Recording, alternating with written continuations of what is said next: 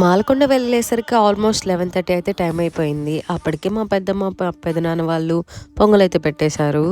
మనకక్కడ పొంగల్ పెట్టుకునే ఫెసిలిటీ అయితే చాలా బాగా కల్పించారు. మాలకొండని చాలా అంటే చాలా బాగా డెవలప్ చేశారు. ఒక పక్క పొంగల్ పెడుతుంటే ముక్కులు తీర్చుకునే వాళ్ళు తీర్చుకుంటున్నారు. మా అమ్మ, మా పెద్దమ్మ, పెదనాన్న, అన్నయ్య అందరూ గుండ్లైతే చేయించుకున్నారు. అండ్ మాతో వచ్చిన సురేంద్ర బాబాయ్ వాళ్ళు కూడా గుండ్లైతే చేయించుకున్నారు. ఈలోపు వీళ్ళు పొంగలైతే కంప్లీట్ చేసేశారు.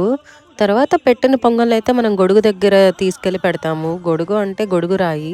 మనకక్కడ కనిపిస్తుంది. అక్కడే ఇక్కడ పొంగల్నయితే చెల్లిస్తారు. మా పెద్దమ్మ వాళ్ళు అలాగే మేము ఎవ్రీ ఇయర్ శ్రావణ మాసంలో అయితే వచ్చి పొంగలు పెట్టుకోవడం, మొక్కులు చెల్లించుకోవడం అయితే చేస్తుంటాము.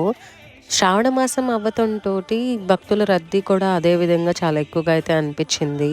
కానీ దేవుడి దగ్గరికి మనం వెళ్ళాలనుకున్నప్పుడు ఎంత రష్‌గా ఉన్నా సరే మనకి టైం దొరుకుతుంది. వెళ్ళటానికి వీలు దొరుకుతుంది. ఇక్కడైతే చాలా కళ్యాణాలైతే జరుగుతున్నాయి. కేవలం శనివారం మాత్రమే ఈ గుడి